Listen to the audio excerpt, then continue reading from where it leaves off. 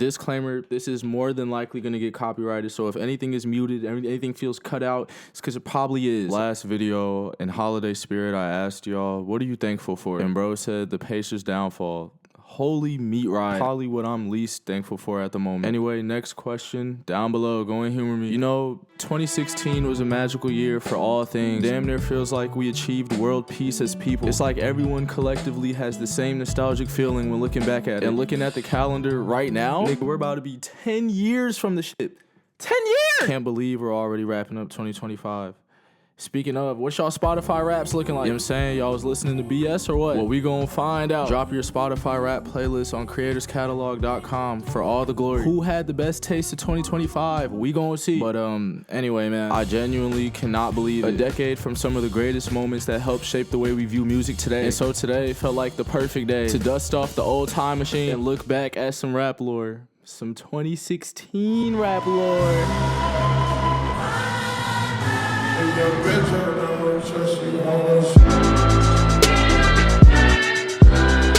It's been 3 years since Kanye West dropped Yeezus, and he's looking to continue his historic run. Every album he's dropped since going from producer to rapper has been a critically acclaimed banger. #1 album after #1 album, Grammy after Grammy, broken records after broken records. With this, getting to know who Kanye West is. Unpredictable as hell. Over the years, we've seen all sides of Kanye. Whether it's right, wrong, you love it, you hate it, I don't think he gives a fuck. And so in 2016, with the anticipation of this new album, we start getting news on it in classic Kanye fashion. Nigga starts tweeting up a book. No one knows what the album's gonna be called because the nigga changed the name about 4 times. From So Help Me God to Swish to Waves, which him and Wiz Khalifa beefed about, which led him to change the name again to The Life of Pablo, hyping it up as the greatest album of all time. And in an effort to send the hype through the roof, he rents out the roof of Madison Square Garden, the Mecca, and uses one of the biggest stages in America as not only a listening party, but also a fashion event. 20,000 people in attendance and over 20 million other people tuned in to the stream, making this one of the largest live stream music premieres of all time. All of the biggest artists in the game in attendance. Kid Cudi, Travis, Young Thug, Pusha T, nigga even had Yachty on the stage. But as a fashion model for Yeezy, Kanye again pushing the boundaries of what a creative can be, and now ready to show the entire world his creativity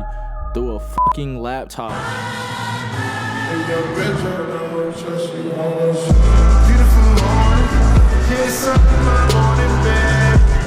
Kanye made a song about Kanye, call him Mr. Old Kanye, man that be so Kanye. And yeah bro, this shit breaks the fucking internet. Later that week, Kanye drops the album on Tidal. Yeah, I haven't heard of the app either, but it skyrocketed to #1 when he did. 250 million streams in the first 10 days, and the project wasn't even done, was still actively making changes. And so it wasn't until 3 months after we got the official release on all platforms, and the album is fully living up to the hype, grabbing everybody's attention with the publicity, the music, the art, the naked celebrity music video. And just when you think it can't get any crazier, the same week Kanye announces the same Pablo tour. Niggas is losing they marbles. The shows are crazy, legendary, everybody waiting for Ye to come to their city. Looks like bro is somehow reaching another peak. He's going insane. And then, well... We start this half hour with word that Kanye West is waking up in a Los Angeles hospital where he's now under observation, reportedly for exhaustion and stress. In his last performance before being hospitalized, Kanye West appearing agitated, pacing back and forth on a floating stage over a concert crowd in Sacramento, ranting about politics. Oh yeah, I'm on my Trump tonight. And yeah, that was pretty much the end of that tour. After going on a 17-minute rant about the industry, calling out the media, calling out Jay-Z, calling out Beyonce, all types of shit, Kanye's team cancels the tour and sends him to the hospital. And you know, that's a whole fishy situation in itself. They got some weird Hollywood fucking shit going on. Putting him on meds, he comes out a little different. It's just odd. And so Kanye's behavior, of course, becomes the talk of the town, a focus of discussion, and leads to rappers coming out and talking about it. Most notably though, J. Cole with False Prophets. Life is a balance. You lose your grip, you can slip into an abyss. No doubt, you see these niggas tripping. 2 weeks after the whole Kanye shit, J. Cole drops this absolute banger on pretty much the disillusion of artists, specifically Kanye West, putting the spotlight on flaws from people we consider to be idols, just ahead of dropping my personal favorite album of this year, For Your Eyes Only. My intuition is telling me there'll be better days. This album single-handedly changed the way I view life at 13 years old. One of the most underrated projects ever, 44 minutes of of beauty, which would be the start of J. Cole's homeless nigga looking era. This being his first drop since 2014, Forest Hills Drive. You know what I'm saying? Put it on for mainstream rap, which in itself was starting to grow to levels we had never seen. For the first time, hip hop was competing with rock and pop. We start getting bangers after bangers, with the mainstream dominating the air. I get those goosebumps every time. I need the Heimlich. A consistent Travis Scott drops Birds in the Trap. It's unbelievable. Continuing to build his discography and growing as one of the top artists in the genre. Being on some of the biggest songs in the year and Pick Up the Phone and Goosebumps. Goosebumps most notably though. Put that pussy on a pedestal. Along with that, Kendrick also gifts us with Untitled, Unmasked, and by gifts, I mean throwing us his scraps. The album is literally just a bunch of untitled, unused Pimp a Butterfly sessions, and it still doesn't matter. It goes #1 like it's the real thing. And then Future, after having a historic 2015, dropping 4 classics, he comes back and drops 2 albums in 2016, and Purple Rain and Evil. Nigga fans had a whole buffet in the 2010s. And then this year, he dropped damn near my favorite song he ever made, the one that used this beat, nigga, yes.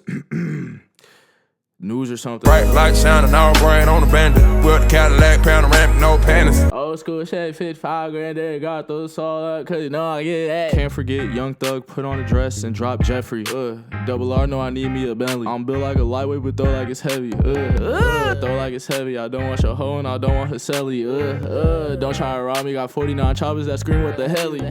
Along with Slime Season 3, I'm Up, and True Colors, Young Thug has a big year in 2016. Slime Season 3 being the best project, at least to me. And yeah, just continuing his wave of influence and impact he's had on rap. And then the last 2 mainstream artists to probably have the biggest 2016 would have to be Drake, of course, and then Chance the Rapper. I ain't gonna lie. The year he met Kanye West and was never gonna fail. The Chance the Rapper hype was at a crazy high, dropping Coloring Book and getting a Grammy for it. Honestly, one of the best stories of the year, and well deserved. The nigga was going crazy, bro. And then, like I said, of course, Drizzy Drake, already solidified as an undisputed hitmaker. In 2016, you saw Drake starting to take over the mainstream with the drop of his album Views. The mix of pop and rap was both beautiful and polarizing, bro. He had the whole world watching. One Dance, Western Road Flows, Control, Pop Style, Fire and Desire, and of course, Hotline Bling. You used to call me on my cell phone. I don't think there was a place in the world you could go without hearing this. The album sells 1 million units in the first week. First rapper to ever do it. And it stayed at #1 for like a quarter of the year. And so the titans of the rap industry were solidified. But with the genre growing faster than it ever had, it opened up a lot of doors for who is up next. I told y'all, I made it mine. Yeah, I told y'all. By this point in time, the influence of all the artists I mentioned before and then some officially hit who is up and coming. And so we saw a brand new wave of music. The people who grew up on 808s and Heartbreak, Barter 6, Carter 3, DS2, Man on the Moon, Finally Rich, shit. They were all heading to the stew and giving birth to a brand new sound. Starting a brand new evolution of music. One that had the younger generation going cool. Cause we didn't have to pay, we didn't have to wait for shit. It was all on SoundCloud. Ah yes, the SoundCloud era. From 2016 to 2018, this was easily the best place for new music. Streams were seeing numbers we had never seen on the internet before. And I mean, there had been artists to blow up from SoundCloud, but it went from a couple to like an era of niggas. In 3 years, they went from 15 million users to 150 million users. And you might be wondering, what was the appeal? Why did niggas like SoundCloud so much? Well, I got 5 words for you. We were young and dumb as shit. I feel like it was just so carefree and different. I'm saying, just like anything new, had a whole new look, whole new style. And something about the way these guys were moving and making music. Color dress and face tats everywhere. Honestly, if you had this shit, you were probably guaranteed a deal. Which labels started throwing out like frisbees once they saw the pull of these artists. And once the industry started backing them, man, the whole world was in tune. Songs became anthems. Underground artists started becoming overground artists. But what would really end up pushing this shit to the next level? XXL and their yearly freshman class selection. Every year, choosing 10 emerging rappers to represent the future of hip-hop, including interviews, freestyles, ciphers, basically letting the entire world know who the fuck is up and coming. Already giving spotlight to some of the biggest names in the game. J. Cole, Kendrick, Future, Dirk, Chance, Meek Mill. It's a ton of niggas, bro. You know what the fuck XXL. But in 2016, we saw what is now known as the most iconic freshman class of all time. When I say I keep the poker, I ain't talking about no beans. Project baby. Dave East, Anderson .Paak, Lil Dicky, Designer, G Herbo, Denzel Curry, Kodak Black, 21 Savage, Lil Yachty, and Lil Uzi Vert. Genuinely could not have picked a better class for what was going on at the moment. And so in the first cypher we had Designer, Anderson .Paak, and Lil Dicky. Probably the most unrelated group you could have came up with, but at the same time made sense. I be riding around town in the coupe, got the drop top hanging like I'm Snoop. Hey, you be frontin' like you want it, you can get it. Got me young boys hanging off the roof. Like I hopped on the stage, I hopped off the stage and got right on the plane. New crib doesn't got a driveway, still pulling out when I'm fucking by the fireplace. Bitch that I'm with used to fuck around with Gosling. I don't like to think about it, shit is so exhausting. Imagine getting beat by Lil Dicky. Pun intended. And then in the second cypher we had one of my favorite cyphers ever, Dave East and G Herbo. And if we're being honest, it's probably my favorite. Yeah, if you a man, know that men stand up. Like my mother's mom fell, I had to pick grams up. Sports, drugs, and entertainment made me hit Cam up. I'm in Bermuda with a cougar, getting my tan up. Harvard, dropped out of school, ain't take no finals, I was smoking urban. Hopped out the van with phone and freaking, that's that nigga Herbin. Catch me in homeroom, sleeping, I was off the serving. I kept a pocket full of faces, they knew I was swerving. Police in my city racist stopped me on the curb and question me, start making accusations of my character. That's why I carry so much money, nigga. This America. Diamonds shining, chains trying to add my fucking carrots up, nigga.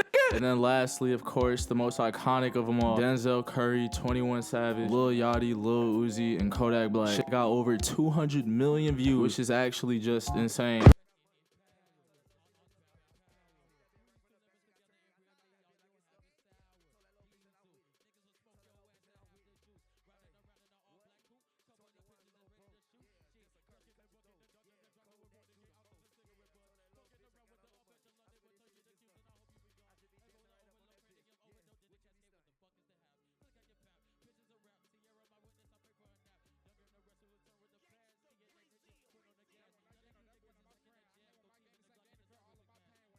Bro, this is so funny because, like, it's not the best cypher Double XL has ever had, but at the same time, it's the best cypher Double XL ever had. And yeah, these were the representatives of what was going on in 2016. All of their music carrying the culture of this era. From Uzi, we got 2 10 out of 10 drops and Lil Uzi versus the World and the Perfect Love tape. 21 Savage drops 3 tapes, most notably Savage Mode with Metro Boomin. We get Lil Boat by Yachty, which a lot of niggas like. I am not a lot of niggas. And then you had a bunch of other artists in the same group dropping hits. The chokehold was strong. It was impossible not to notice. And so it started spreading to wider demographics. Wider as in Y-I-D-E-R, but the other one too. And so with this, it didn't take a lot of time until the old niggas started seeing it. But as I've seen with all you little young motherfuckers that think you nice, y'all get to like 27, 28, and y'all niggas get to struggling, and y'all be trying to come back. You are the poster child for whack rappers. I don't know who created it, if it was Future or Migos, but all them niggas sound the same. Like, bro, do you hear this shit? The dick riding was at an all-time high. And so we basically entered a war between the old heads and the young niggas. But if we're keeping it 1,000, it's really just the old heads hating. Couldn't stand, or I guess understand, that rap was going into a genre that included subgenres. So everything outside of their realm of thinking they wanted evaporated immediately. And it's like, bro, who are they really mad at if niggas are listening to it? It's like telling a chef to stop making food that you don't like and you won't eat, but it's not even getting served to you. Yet, this was still a huge topic of discussion. Officially labeling this new generation of rappers as mumble rappers. It was a sin to like a nigga like Jay-Z and Lil Uzi at the same time. And this created probably the biggest division we've ever seen in the rap community. Remember how I said J. Cole dissed Kanye? Shit, he dissed these niggas too. I hate these rappers, especially the immature 8-week rappers. Lil whatever, just another short bus rapper. Hey, but the shit fire though, you know what I'm saying? But I mean, regardless, everybody listening didn't really care. Like, nigga, you gotta think 13, 14, 15, 16 years old, boom bap, this, that, is just not getting played over money longer on a bus ride to school. And so this new generation, new era completely took over. It wasn't long until you started seeing collabs between the mainstream and these so-called SoundCloud rappers. The internet was completely changing the way we view music forever. And because of this newness, everything just felt so cultivated. Like, you know how many niggas completely blew up off of one song in this era? That's really all it took, bro. You just needed one. And if that bitch went viral, that bitch went viral. Which brought a lot of one-hit wonders, but a lot of starts to some careers too. And I mean, regardless, it was chill, nigga. We all fuck with it. Saying that's what made this era. It was just a really big sense of freedom to me and became the starting blocks for what we got going on today. Inspiration comes in all shapes, forms, sizes. As long as you don't let no regular ass human tell you what you're capable of, decide your worth, you'll become an inspiration to everyone else who deep down feels the same way. So go do what the fuck you want to do. Go take chances. Fun did not only exist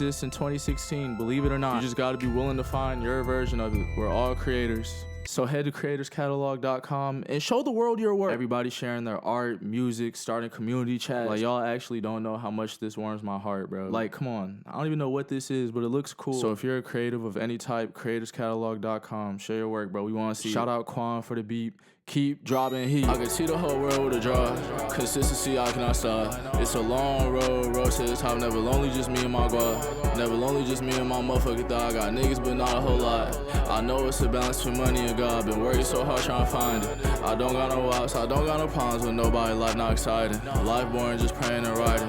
Big Glock got me packing and piping. Big man got him puffing and pouting. I picture my perfect, I live how I'm vibing. I'm rolling off weed opposite of what's silent. I popping a purple, you trifling.